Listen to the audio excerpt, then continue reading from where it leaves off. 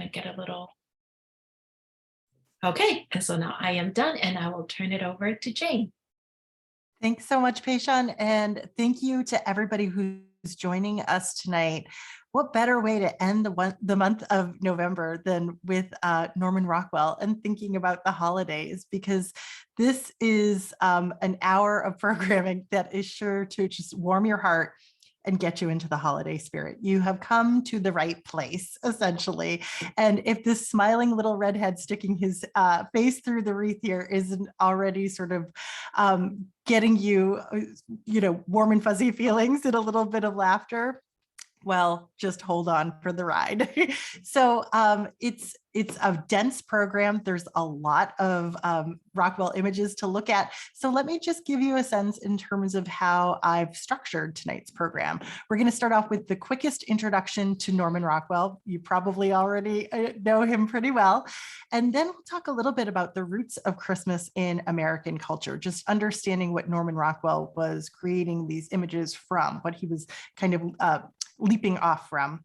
And then I've broken up Norman Rockwell's images into a couple of different categories, and we'll be sailing through these different categories. And these are kind of the way we experience the holidays ourselves, right? It starts to get colder. We start to think about all the traditions that we've experienced over the years, the ones that we really love, maybe the ones that we don't love too. And then we start getting ready for the holidays. We're doing all of the shopping, the wrapping, etc. And then we really start looking forward to those wonderful moments. We reunite with our families, we celebrate, and then we are just absolutely worn out. So we're going to see all of it tonight. This is a great little Norman Rockwell image from very late in his life, and he sort of gives us everything in this picture. We've got a church, we've got a Christmas tree, we've got kids dancing, we even have Santa coming out of the church. And so normally we don't get quite a dense combo in his imagery, but we'll see what he really kind of prefers to cover when it comes to Christmas. So very quickly, an introduction to our artist, Norman Rockwell, sort of the artist that needs no introduction. We are all familiar with him as America's most beloved illustrator. Now, Norman Rockwell grew up or was born at the tail end of the 19th century and lived all the way into the era of disco. So a nice long life. And if you're familiar with him, you know that he was a professionally trained artist, meaning that he was working in oil paint predominantly.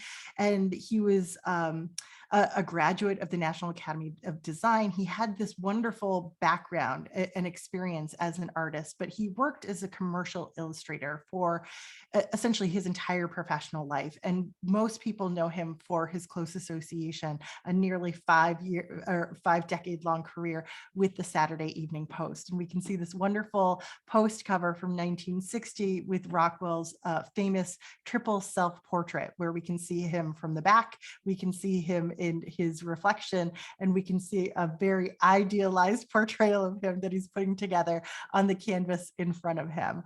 Now, when it comes to Norman Rockwell, I think we tend to sort of romanticize him in many ways because he was sort of portraying the best of American life right around the 1940s, the 1950s. That was really his heyday. And at that time, he was creating images that not only reflected American life, but really helped to define it as well. And maybe for some people too, it was a little bit aspirational. So with this long career with the Saturday Evening Post, he produced more than 320 covers. We'll see a few of them along the way, but he was also producing images for calendars, for cards, for other magazines, and we'll see some of those tucked in as well. So you'll probably see some familiar elements and then maybe some surprises too. Now, Norman Rockwell had or still has, I would say, such an outsized role in our culture today that I think he sort of helps to define how we think of it, how we celebrate it. His famous painting from the Four Freedoms, painted in 1943, the freedom from want that we see over here on the left, even though it's about this high-minded ideal about being an American, we still think of it as how you celebrate Thanksgiving, right? You're supposed to have everybody at the table. You're supposed to have a giant turkey.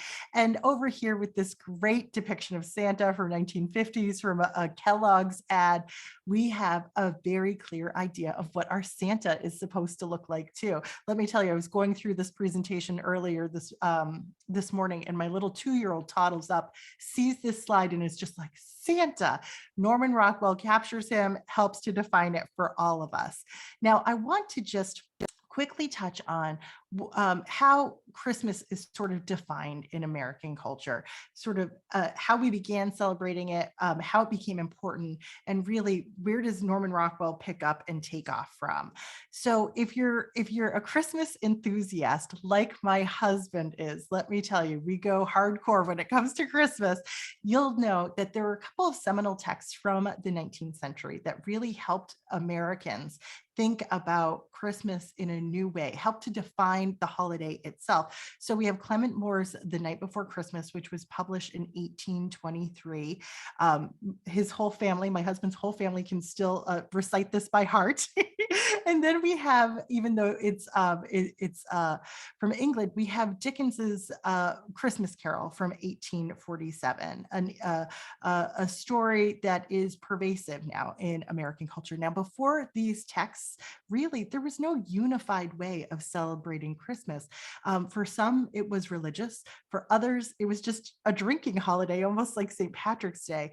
It did not become an official holiday in the United States until 1870. That's surprisingly late to me every time I look at that detail there.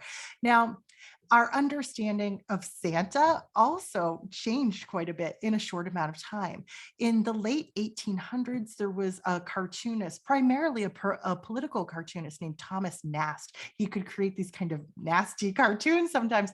And some of his earliest depictions of Santa here are a little bit scary, I would almost say too. Certainly informed by Clement Moore's The Night Before Christmas, this idea of an elfish Santa, but we can see him sort of lurking over here in the fireplace, not necessarily the friendliest Santa you could ever imagine encountering. So these sort of disparate ideas of Santa all kind of exist right up until the 1930s, when we begin to see the Coca-Cola Santa, sort of our modern notion of what Santa looks like, how happy he is, how jolly, how wide he is. and I think oftentimes Norman Rockwell is credited for establishing this modern notion of Santa, but these particular ads were created by another artist going back to the early 1930s. The artist's name is Haddon Sundblom. So it wasn't Norman Rockwell. He can't take credit for creating those early Coca-Cola Santas that have helped us to all have one sort of singular idea of Santa in our minds. But when it comes to celebrating Christmas, Norman Rockwell is really, he's at the head of his class, really. So he was creating images for the Saturday Evening Post and other publications that really stand out in a special way. And right now we're looking at an image that was not created by Norman Rockwell. And I bring this image in. This was created by one of his colleagues named Steven Dohanos from 1952. I bring in this image because you'll see a great contrast with what Norman Rockwell was doing. Now, if you take a look at this picture here, we can see all of these holiday shoppers. They're sort of bogged down by their packages, almost, they're weighted here, and they're literally waiting at a bus stop. They're frustrated, they're annoyed, they're angry. And certainly this is a very relatable scene. Everybody feels like this at some point in the midst of their Christmas shopping. But this isn't the sort of content that Norman Rockwell was interested in producing, even though it's incredibly relatable. The kinds of pictures he was producing were the images that speak to the magic of the holidays most often. So in a beautiful little scene like this, we see two little kids who have already opened their presents and have sort of forgotten about them already too. Their hands are clasped, they're leaning forward on this ottoman. Even the dog here is sort of interested. And you get the sense that they're listening to a story. Maybe their grandfather or their grandmother is sitting in front of, maybe they're just sitting in front of the TV, but they're so attentive to something, and you really see their sweetness. There is in, these totally innocent faces, there's something just magical about a scene like this. It's not about the annoyances of this time of year. Now, occasionally Norman Rockwell would make religious pictures. This wasn't really his specialty. It wasn't really where he dedicated a lot of time, but you can see he's playing up other ideas, even when he's dabbling in religious imagery.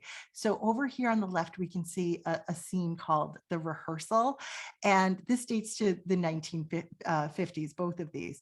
In The Rehearsal, we've got a little boy and a little girl who are, in theory, rehearsing for a nativity play. He's one of the three kings, she's a little angel. But the way that they're looking at each other, we sort of get the sense that they're rehearsing for becoming adults in the way that they're kind of flirting together in this moment. On the right, we have the choir boy. Don't you just love this kid with his mouth so wide open? And you can just imagine what he sounds like in this moment with the little naked angel babies circling him. Now, of course, he's in a choir, he's singing in a church, presumably, but there's something about the awkwardness, the proportions of his face that give us the sense that he probably sounds more off key, or maybe a little bit more silly than angelic in this moment. So it's Norman Rockwell kind of playing and being humorous in this scene, not necessarily playing up the religious associations. Now, when it comes to Norman Rockwell, he personally was not a devout person. He essentially talked about the fact that all the different faith traditions all have this one key idea, the essential principle of just the golden rule: do unto others as you would have them do unto you. This is his painting on that subject from 1961. And that was what really, that's what galvanized him. That's what motivated him as a person, the golden rule. So it wasn't necessarily rooted in faith, although we can see in his painting, he's trying to kind of honor different faith traditions here and be as inclusive as possible. But it's this idea of just treating others with this kind of kindness and respect. So with that, let's turn our attention to Norman Rockwell's introduction to the cold air and the winter season, and get us prepared for what's to come over the next few weeks. Now, Norman Rockwell, he always wants to insert a little bit of humor into all of his scenes. So he did a calendar where we can see these two older men, these friends who are visiting each other in the midst of the cold. They go to each other's houses. They're all bundled up, and sometimes they kind of have fun with each other, and sometimes they're just a little bit grumpy. It reminds me of the old movie Grumpy Men, and you can see that there's a little bit of a silliness to their facial features too. There's an exaggeration here where we see one man who's sort of pencil necked with kind of a beaky nose, and another figure that is more squat and angular in his proportions. So they're a little bit of an odd couple, and we see them kind of having these little squabbles that seem so relatable, so familiar in these moments. Now, Norman Rockwell really understands that that the holidays can bring about certain opportunities, but those opportunities are certainly limited if you are a salesman selling an ice machine. And so in this picture, he's giving us a good chuckle because he's showing us a salesman selling ice to Eskimos here. And we'll see a lot of his imagery from the winter seasons and from around the holidays, where he is sort of playing up the white background and using that as like a snowy backdrop. We see that in these two wonderful scenes of little kids on sleds. These are just so fantastic. Over here on the left, the earlier scene that's called Young Love Sledding from 1949. All he gives us is just this faintest suggestion of a rural hillside with the farm at the top of the hill and these kids flying down on their sled. You don't really need any other information other than the fear in her eyes, the thrill on his face, and a playful dog. And we get that combined and then exaggerated even more with this follow-up work from 1947 with the scarves flying in the background, the terrified expressions on their faces. It takes you right back to being a kid looking at these images.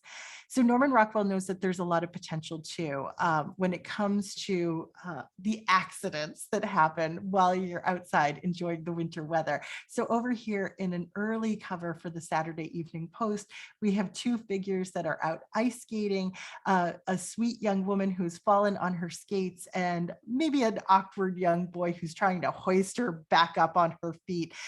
It doesn't quite seem like it's going to be a love connection, but you can almost imagine it's the exact same figure of this lovely young woman who has found a much more debonair partner for skating over here on the right. So all these opportunities to sort of get close, to snuggle up, but Norman Rockwell wants to focus on the fun. And this is, I think, one of his most fun images. This is called Grandpa Ice Skating from 1948. We see Grandpa striking this great pose, kicking up his back foot there. I don't know about you, but I'm not that steady on skates. There's a lot of confidence in this Grandpa's pose. And you can see that he's literally skating in like a figure eight type of motion here. There's an 8 carved on the ice here. The dog's enjoying him. Even his grandson is watching in awe. You just have to smile and appreciate the fun that they're having outside. Now, when it comes to the actual holidays, there's this interesting little passage in Norman Rockwell's career where he's really focusing on American traditions and almost like colonial history. He had this extensive collection of colonial costumes in his studio for quite some time. And so it probably wouldn't come as a surprise that he was interested in historical traditions related to Christmas, in particular, Charles Dickens and A Christmas Carol. So what he did here was an entire series based on these characters from the book. This is from the 1930s, 1937. And I love this picture because he's inventing these characters. Well, he's not inventing these characters. He's bringing them to life. And they're literally stepping out of the page to welcome us into the story here. So let's get a little bit better acquainted with them. We, of course, over here on the right have Tiny Tim and Bob Cratchit. We can see them suggested over here on the far left of the image on the left. And we've got the familiar text, the familiar refrain, God bless us, everyone, with this sweet little boy who uses a crutch up on his father's shoulder here. We can see that they are an impoverished family, right? Bob Cratchit has the patches in his clothes. He's got these shoes that are sort of falling apart, but they're triumphant in this moment. They're triumphant because of this Christmas spirit that they have. Now, this kind of imagery is something that Norman Rockwell was probably inspired to create from actual copies of A Christmas Carol that he was familiar with growing up. In fact, his father loved to read him Charles Dickens novels when Norman Rockwell was a young boy. And for the most part, he would just kind of sit there and draw. But in editions that were published during Norman Rockwell's childhood, there were similar depictions of Bob Cratchit and Tiny Tim here. So there are other figures from this original picture that he extends into further imagery related to the holiday season. This one I love at the bottom. It says Merry Christmas with an IE. It's sort of like an old-fashioned spelling here. And these aren't necessarily primary characters from A Christmas Carol, Carol, but we see them in the image on the left and then sort of repositioned over here on the right. And it's a romantic moment with like a young woman who almost seems like a waitress or a servant. She's got this kind of pewter serving dish in her hand with a pitcher. And this young man is leaning over her, holding some mistletoe above her head.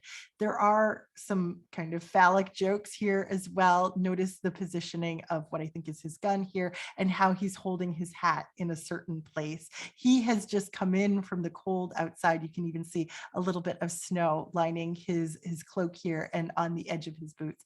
She's very receptive to his advances. Notice that she's leaning back into him. It's just a sweet, delightful scene here. Now, another image that Norman Rockwell created that is almost without a doubt inspired by images from certain editions of the Christmas Carol include this image over here on the right. And this is generally known as colonial couple dancing under the mistletoe from 1928, but it seems as though it's a direct sort of transcription of Ebenezer Scrooge's original boss from the story of the Christmas Carol. But I just love this image because you have this plump, sort of older couple dancing with each other. And as kind of round as they are, they seem so light on their feet. They're just having a great time here. And so once again, we get the Merry Christmas text with the IE at the bottom, a little bit of holly over their heads to signify that special time of year. Now, going out beyond the Christmas Carol, we have a couple of other images that kind of relate to this notion of a traditional Christmas. This image is just called Christmas Trio from 1923. And in it, we get the sense that we're still in, jolly old England. Maybe we're in the heart of London here. And we have these three figures that are making music together. Christmas Sing Merrily with the IE at the bottom. And I think once again, Norman Rockwell is sort of playing here. There's this kind of awkwardness, a little bit of distortion in the mouths of these figures that are singing.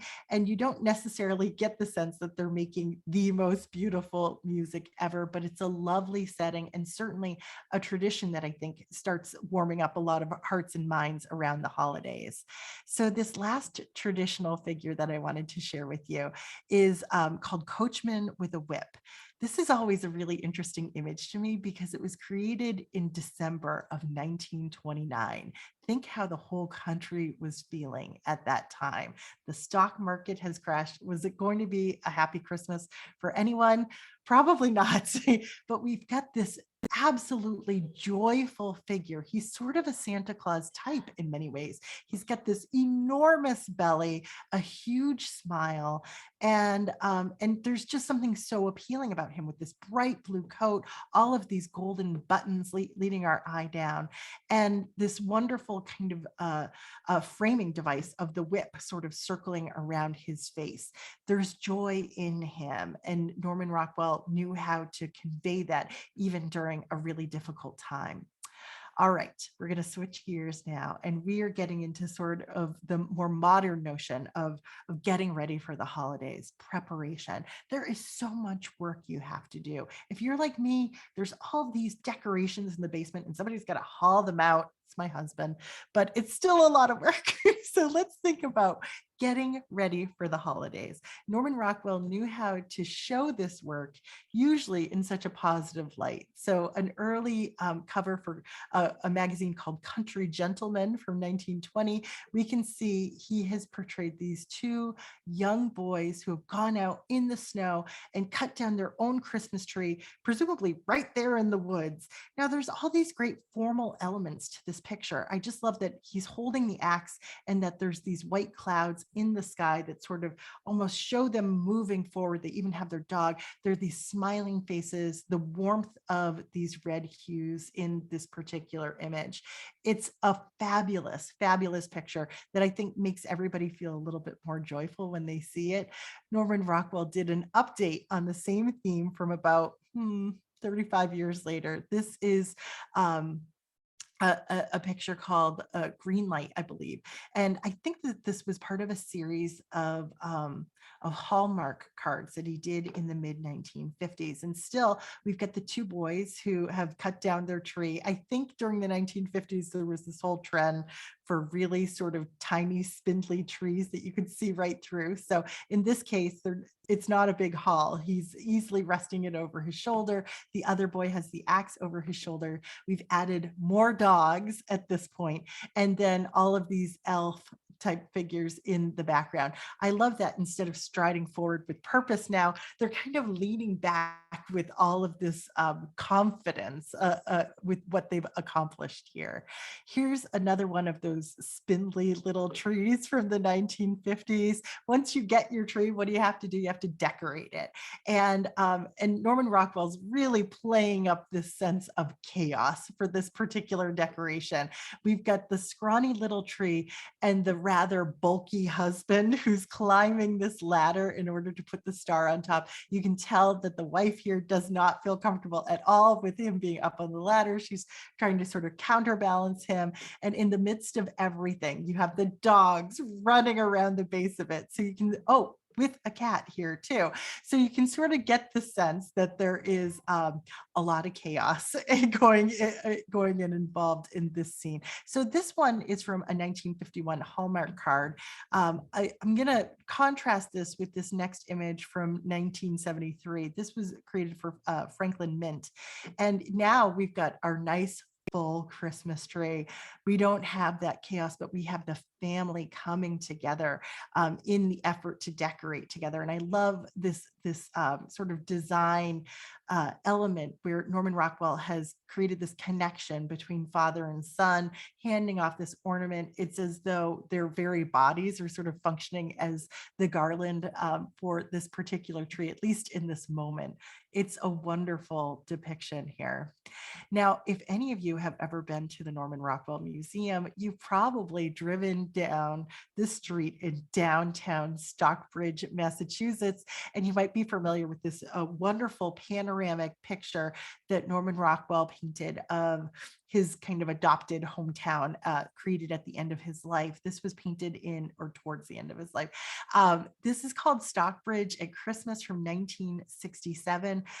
It's about 8 feet long. And of course, almost all of these buildings are still there today. A lot of them have different functions today, but we get this sort of sweetness of small town life with this picture. And the more time you spend with it, the more you realize that it is, in fact, the Christmas holiday. You can see all of these trees and warm lights sort of dotting the buildings. And then, of course, families in the foreground that are walking away with their packages here. So interesting that he decided to honor this community at this particular time of year. So he does show a few other shoppers over the course of his very extensive career. This is from American Boy magazine in the 1920s, a young boy who is sort of struggling with these packages here. Shopping isn't always so stressful. I mean, this boy's like literally tied up by his dog. In a later Saturday evening, this is from 1916, an earlier Saturday Evening Post cover, we can see a grandfather who's in a toy store, who's shopping for his grandkids, having a grand old time doing it. And in this moment, he's even trying on the Santa hat and the beard, and the shop girl is showing him his reflection in the mirror. And they're both kind of delighted by his joy in this particular moment. Now, the next shop girl I'm going to show you is something else altogether. This has to be one of my favorite Norman Rockwell paintings. It's from 1947. This was on the cover of the Saturday Evening Post. Norman Rockwell gives us such great detail in this picture. Notice that our shop girl is wearing a little watch as a pin on her chest, and it is just after 5 p.m. So the store has just closed. She is as ragged as one of these rag dolls that are just sort of flopping around on the ground and out of the shelves here. She's kicked off her shoes. Look at her feet. Don't you get sort of sympathy pain in your feet? You want to start stretching your toes when you look at this. You just know how absolutely wiped out she was.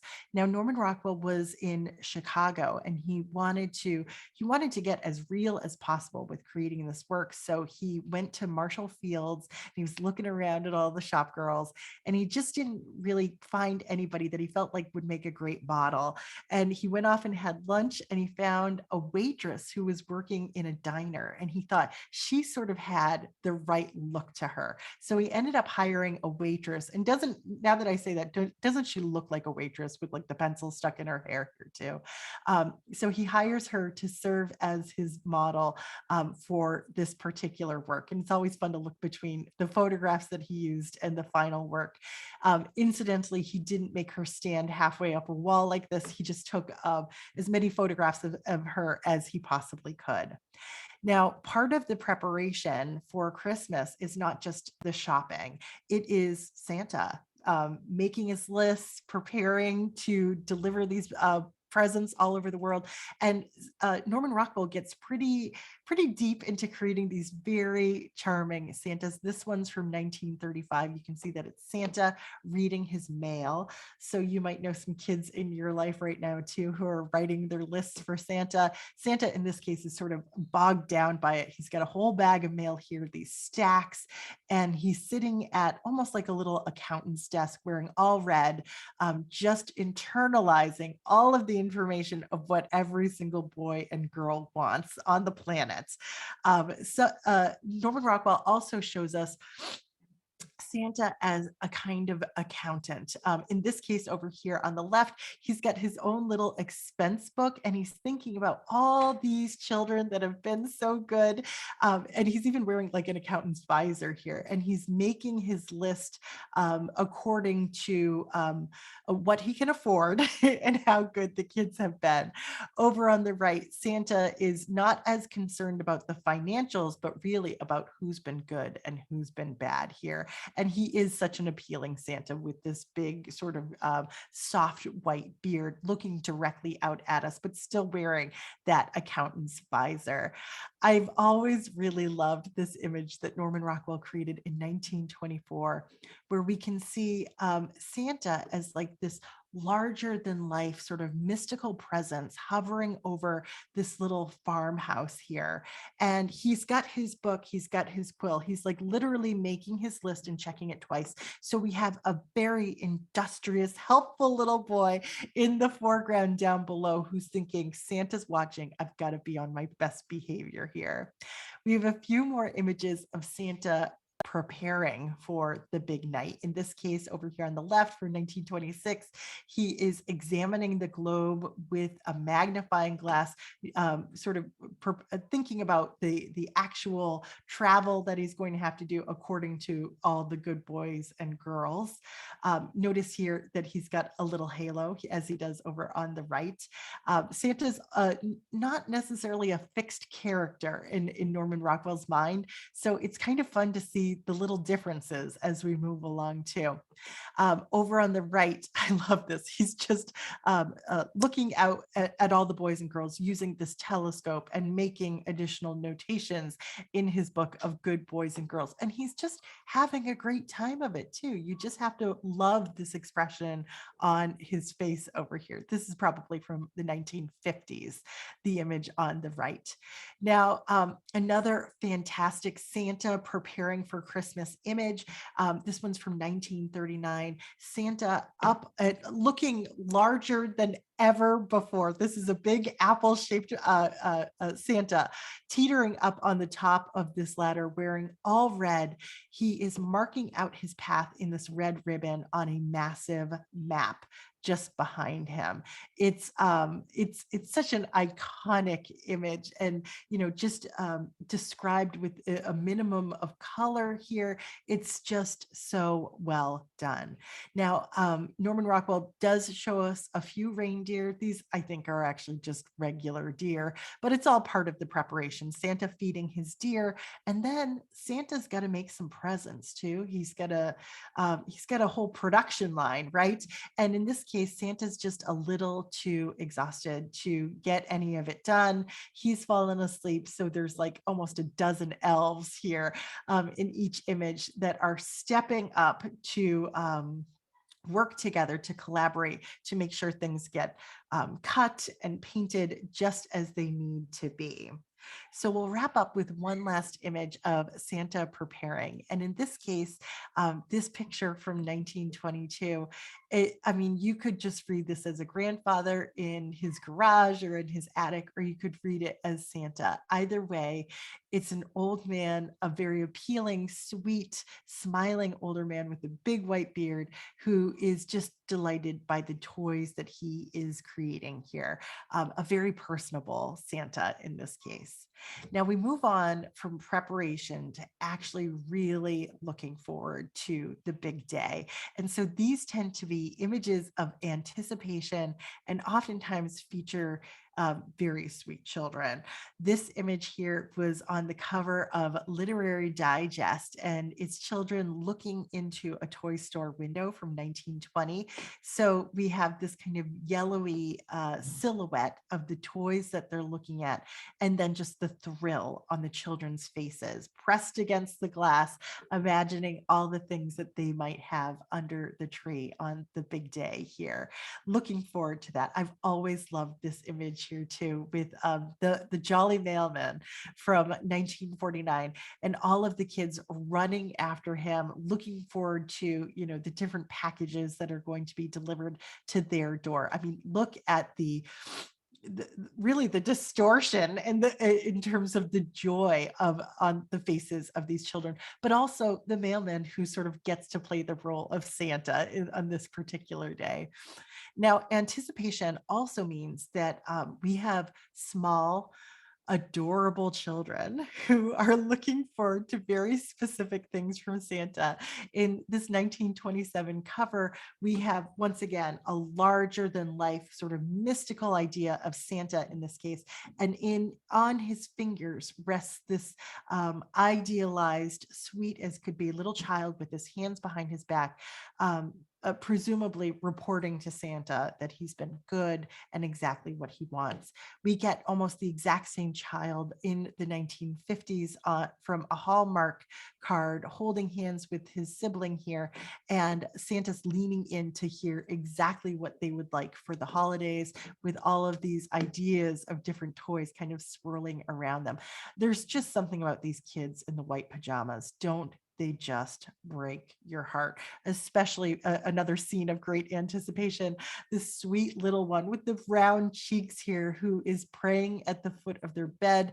The stocking in this case is just their sock that's been pinned to the end of the bed, and they're wishing so fervently that Santa delivers all that they desire.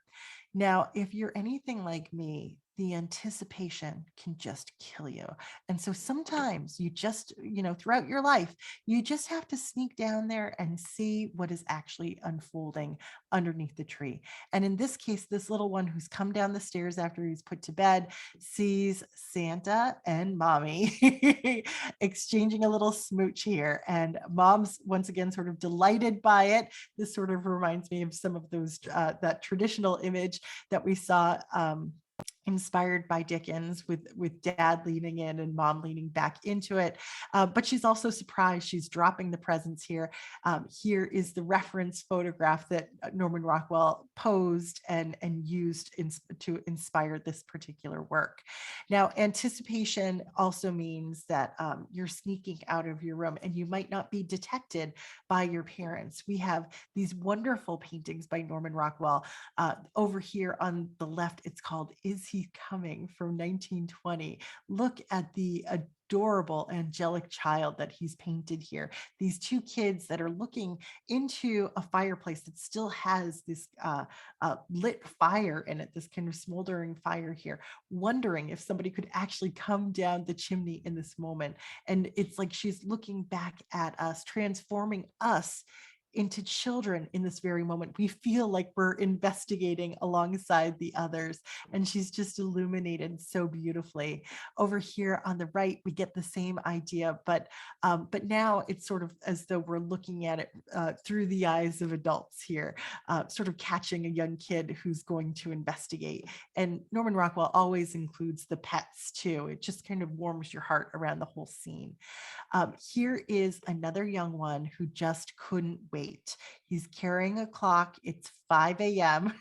For some reason, he's got a candlestick here, even though this is the 1950s, and we see his face, that look of just surprise and joy as he is seeing everything that's under the tree. And he's got the messy hair and this sweet angelic face. And isn't it just so great that Norman Rockwell knows you don't even have to show the tree or the presents in this moment. It's about these special moments where you can see the looks on the kids' faces. This is another patented Norman Rockwell move to show somebody with who's sort of standing or positioned pigeon-toed. It really accentuates just how young and inexperienced they are, and so all of that sort of comes together: the messy hair, the pigeon toes, the surprise on the face, to really convey the sweet innocence of this child here. Occasionally, Norman Rockwell will give us a scene where there are kids trying to just, they're so excited to see what happens on Christmas night, and they try to stay up and they just can't make it. So, going back to the literary digest, The Night Before Christmas, 1923, over here, a sweet little girl who's all wrapped up in a blanket alongside her dog, and Santa comes in and sees her sleeping. This is the 1950s Hallmark version that Rockwell created later on. Once again, just absolutely adorable little innocents in their white jammies. And once again, Santa's just peeking around that wingback chair, delighted at their sweet faces in this moment. Now, one of Norman Rockwell's most scandalous, most controversial images related to this particular holiday is called The Discovery. And this was on the cover of the Saturday Evening Post. I believe it was right around 1950. And we have a shocked little boy who's looking right out at us directly, just engaging us in this particular scene.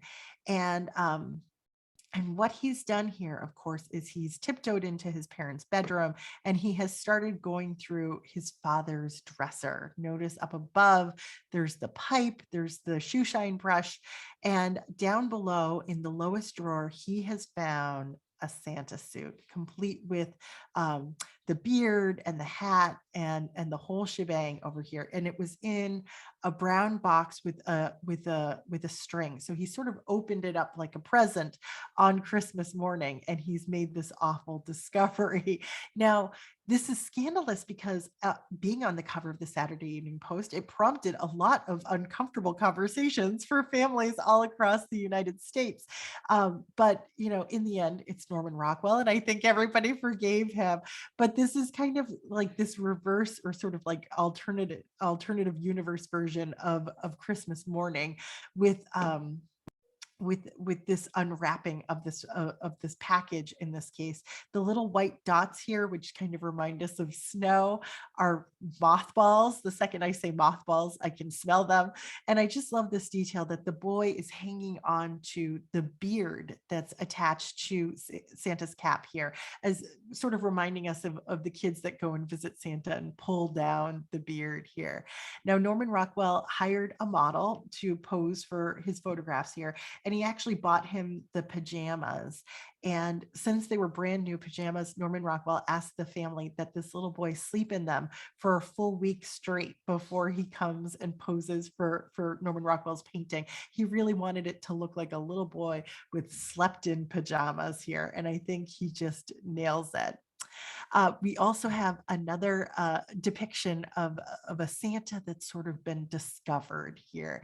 And in this case, it's a Santa not riding his sleigh, but riding the subway. And so we can just see, certain elements of his costume, his beard, and his hat tucked into his pocket, and the sign behind him that says, visit him at Drysdale. The little boy who's just seen him there at Drysdale with his packages is taking a second look. Now, the last few images from this section on anticipation are scenes of, well, this image here is scenes of another discovery. In this case, a little one who just couldn't stay outside the door. Dad is stuffing his pants here so that he can look like a very rotund Santa. Mom is sort of stitching him into his outfit, and we can see in the mirror the discovery that's unfolding here, where they realize that it's not Santa, it is Dad all along. And then, sort of related, Norman Rockwell gives us another little one who is similarly stuffing his Santa suit, but has all the joy in the world. So let's turn our attention to reunion. And I think for most adults, this is the part of the holidays that we love so much, those moments when we can come together with our loved ones that we don't always get to see. Now, this picture here is called Homecoming from 1949. Isn't it so surprising to see that Norman Rockwell is painting a horse-drawn sleigh in 1949? We get a scene where this young woman has just gotten off the train, and she's probably going to her very rural house where she grew up, visiting her parents. And we have this man who's driving the sleigh. We've got the great detail of the dog with his ears flying back here too, as she anticipates arriving home.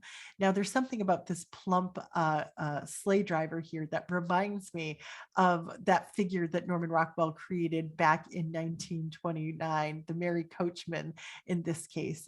It's interesting to see how he borrows from his own past and updates these themes along the way, but we still have that wonderful arc of the whip in both of these scenes.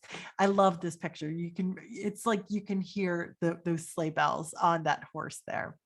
So reunions are oftentimes multi-generational, and Norman Rockwell, I think, established a certain reputation for showing these very sweet grandfathers. Over here on the left, this grandfather is given a sort of halo by the wreath behind him as he sits with his grandchildren in front of a fire, presumably telling these wonderful Christmas stories to them. And they are an adorable and attentive audience over here. On the right, we have a grandpa who has, well, the best present of all in his pocket, a little puppy. He's invited his grandson to start going through his pockets, and he hasn't yet discovered the very sweet treat on the other side. And the grandfather's just kind of getting a kick out of surprising his grandson like this. Now, sometimes grandpas are the ones that get surprised. In this 1919 cover of the Saturday Evening Post, we have Grandpa arriving for Christmas and seeing seeing a snowman that is named after him. The little boy who's sort of hiding behind it, because you sort of get the sense that it's not the most flattering depiction of Grandpa, but Grandpa is laughing. He's getting a kick out of it. The grandpa over here on the right who was carrying all of his Christmas presents with him, is under the snow. It's as though a snowdrift fell on him. You can imagine a huge pile of snow coming off the roof. He's been surprised here. This one's from 1937. Incidentally, it's another theme that Norman Rockwell had already sort of debuted decades earlier. This is from a Boy's Life magazine. We have a similar older figure, but in this case, it's Santa who's fallen in the snow, and these young boys are helping him out. They're good citizens here. And Norman Rockwell just takes that Santa, updates him to a grandpa, and makes for a great story here. Now, by the time we get to the 1950s, Norman Rockwell's depictions of reunions are so detailed and so specific that I think they really help to establish for so many people what the holidays should look like. Now, we see a family at a window here, save for Dad, right? We've got 3 little kids, a beautiful dog, a smiling mom here, and then just these wonderful details of these frail little branches stretching out in front of that window that are just kind of covered with snow, the sweet little birds here, the wreath, and a little bit of holly. Now, before we go and get too sentimental over this, this is actually an ad for a car for a Plymouth. So what they're looking at is not necessarily an overjoyed reunion. It's not that grandpa and grandma have arrived. It's that dad is down in his new car. And so they're all looking down at dad with varying degrees of excitement over this. I think this next image here is a favorite for so many. This is also from 1951, and it's called Merry Christmas, Grandma. Can't you just hear those words coming out of this little boy's mouth, screaming it? Grandma's home is decked to the nines. The whole family is coming in with all these presents. We just know that we're getting ready for a wonderful, beautiful holiday together. The dog's excited to see them. And it's just going to be a really fun holiday because you've got these little ones here that are so joyful. In fact, this little one is so much a favorite for so many Norman Rockwell fans that he became a little ornament in his own right that apparently has been retired. So this, believe it or not, is also an ad for Plymouth cars. Norman Rockwell, a lot of his illustrations from the 1950s on, his Christmas illustrations are for advertisements, but man, they ever warm your heart. This one always gets me. And I think, it just reminds me of me and my mom. This is called Home for Christmas from 1955. There is this absolutely wonderful embrace between mother and daughter. And you can see in that mother's face just how delighted she is to have her daughter in her arms. The dad here is embracing, presumably, his son-in-law. There's just warm affection all around. Here's Norman Rockwell's source photograph with his models here. And you can see he captured it. He nails it. He gets all of that emotion from his models, from the photograph, and gets it into his illustration here. Incidentally, this is an ad for Schaefer pens, and Norman Rockwell has a pretty extensive relationship with them. We'll see a few more pen advertisements along the way. This is perhaps one of his best, I would say his best Christmas reunion painting. This is the very last Christmas cover that he created for the Saturday Evening Post. This is 1948. And I think what's so remarkable about it is that there's not a lot of Christmas in it. Sure, we've got the presents right here, and we've got a little bit of tree up in the top right. But this is really about the human connection. This is about the reunion and the joy of coming back together. And of course, there are recognizable figures here. Norman Rockwell's painted himself and various family members. This is actually the artist Grandma Moses that Norman Rockwell was pretty good friends with.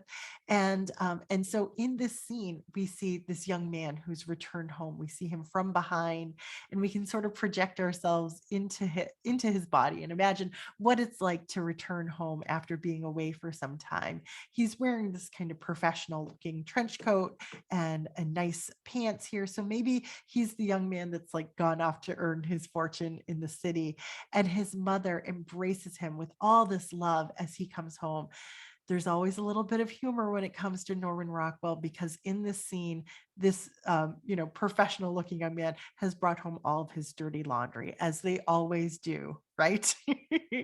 Oh, so here's just a photograph of Norman Rockwell and Grandma Moses, who is featured in this picture over here, celebrating her birthday. I think she was up in her 90s probably by the time this was painted. All right, so our next reunion scene is this really dense, this really complicated image from 1945. This is at the end of World War II, and this is at Union Station in Chicago. Norman Rockwell knew that he wanted to create a Christmas image here, and he got in touch with the people that run the station in the middle of the summer and said, "Tell me what kind of holiday decorations you put up, because I want to get it right for my painting." And he was already such an outsized national figure at that point that the people that ran the train station said, "Mr. Rockwell, whatever you paint, we will make sure that that's what gets up on the walls at Union Station." So here we have, sort of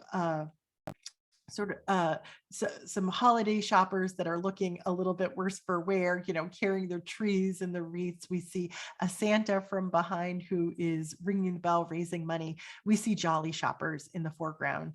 And I think that's what he really wants us to focus on. As we go a little bit deeper here, we can also see that there are these very joyful, romantic reunions between soldiers and their sweethearts as the war is coming to a close here. Here's just another detail and another great smooch that is happening over here on the top left. This is one of those pictures that it's just like a gift that keeps on giving. You can keep finding wonderful details here. So one last image sort of related to the idea of reunion is this soldier that Norman Rockwell painted in the middle of World War I. This is from 1917, and it's called They Remembered Me. And it's this really nice idea that, like, even when you can't be with your family, if you can make somebody feel like they are there in spirit, make them feel like they've been remembered, in this case through a really nice holiday care package, that sometimes that is almost just as good. So let's turn our attention to celebration. Norman Rockwell actually doesn't have too many scenes related to celebration.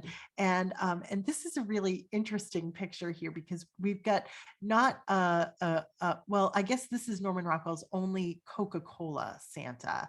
And I apologize for the quality of the image over here. I just couldn't find a higher resolution version of it. But we can see Santa sitting in his workshop enjoying this tiny little glass of Coke. But Norman Rockwell actually was commissioned to create a Pepsi Santa too. And check out Pepsi Santa. He is having a great time. And what everybody said when they saw this is that they thought that there was probably some rum in that Pepsi because Santa's just having a blast here. We haven't seen Santa quite this lively so far. This ad is from the 1966. Now, another really poignant image related to celebrating is this painting that Norman Rockwell created for McCall's. This is from 1964, and it's generally just known as Little Girl Looking Downstairs at a Christmas Party.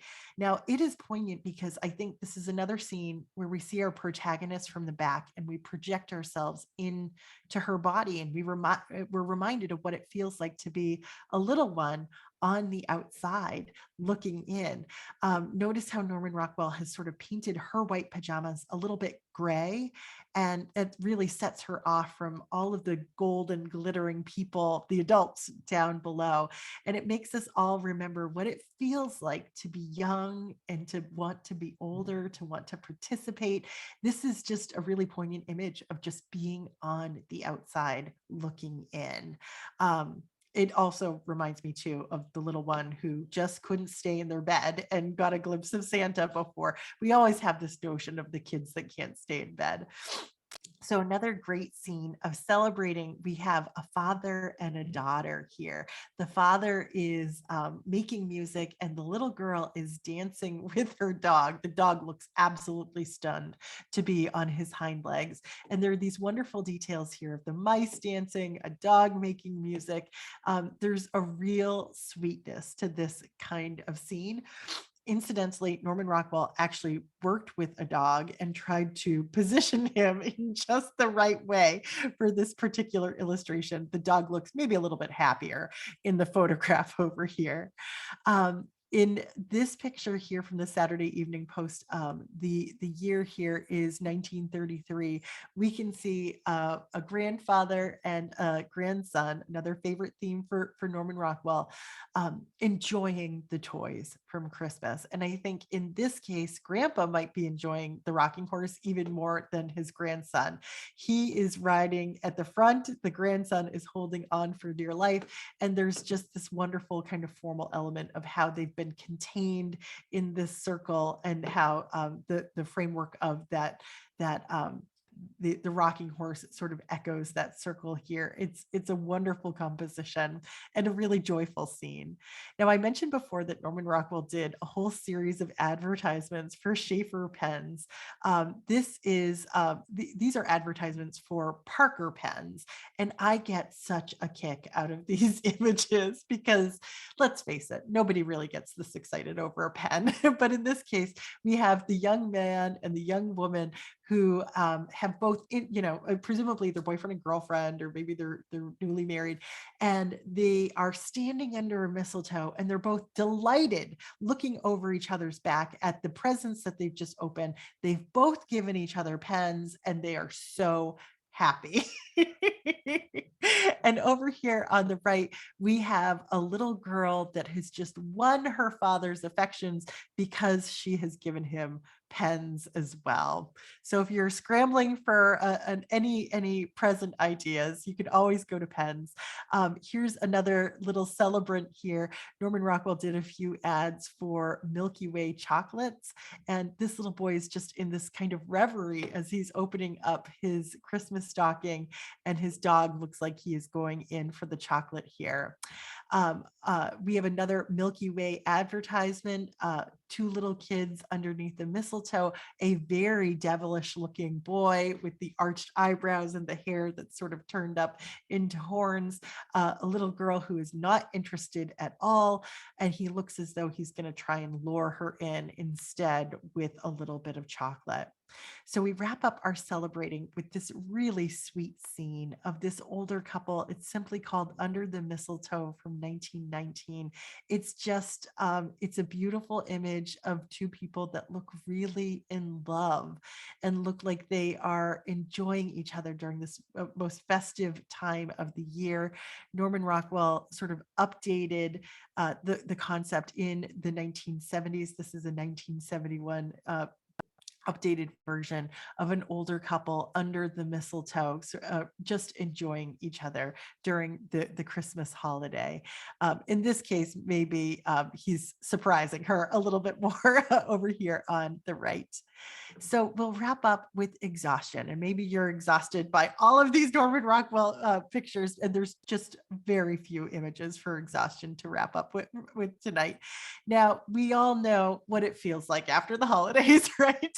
Maybe even after you've opened up just a few presents on Christmas morning, we're all wiped out. There's been so much preparation and so much anticipation, and we're physically, emotionally, mentally wiped out. And that's what Norman Rockwell gives us with this Santa from 1954 in a picture called "And to All a Good Night." He's sort of done.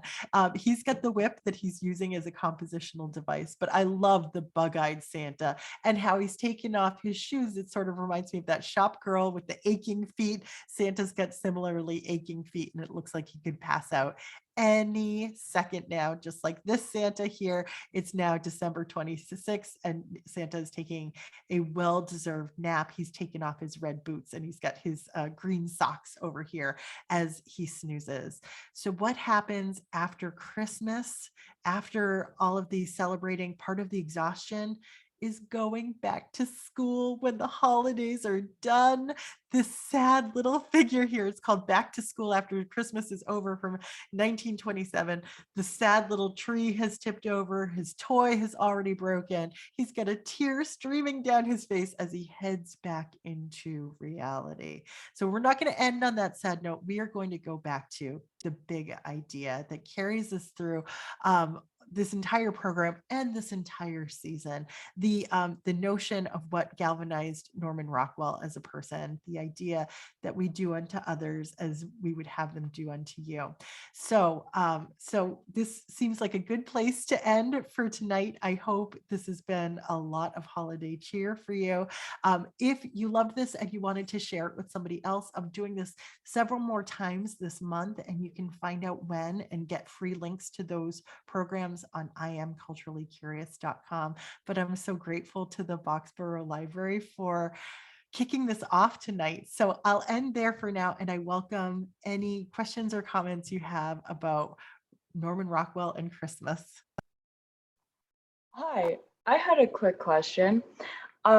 So Or- I remember earlier you said that Norman Rockwell wasn't especially religious, but I noticed in a lot of the Santa paintings, more often than not, he's depicted with a halo or with the circle in the background, which is, I've seen it in a lot of um, other like religious works. So I was wondering if there was like a specific reason why that is, or if it was just something.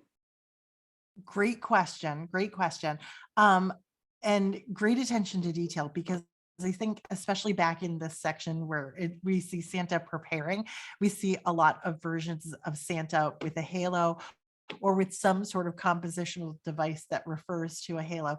And I think that just refers to his identity as Saint Nicholas or jolly old Saint Nick. So, so I think in that case, the halo makes perfect sense. Doesn't necessarily speak to Norman Rockwell's religious affiliations specifically. I think he's sort of playing to the type in this case, but that's a great question. If I didn't fully answer it, let me know. But thank you for asking, and thank you for the attention to detail. It's sort of fun to go back through and see where he added those halos, right? Yeah, thank you. Absolutely. I have a question in the chat. Karen asked if we know how long it typically took Norman Rockwell to paint a painting or cover or advertisement. He could create, he would generally create about 10 covers for the Saturday Evening Post over the course of a year. So a little over a month to create these really incredible, highly detailed works is amazing to me. And he probably had various other projects going on at the same time. So he was prolific and clearly very disciplined to be keeping this all going too. But that's a great question.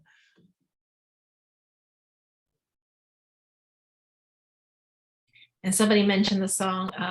I saw Mommy Kissing Santa Claus underneath the mistletoe last night. I know, you look at these and it's like the Christmas carols start going, don't they, Peishan? Yeah. Certainly very joyful. Absolutely. Do you have any more questions?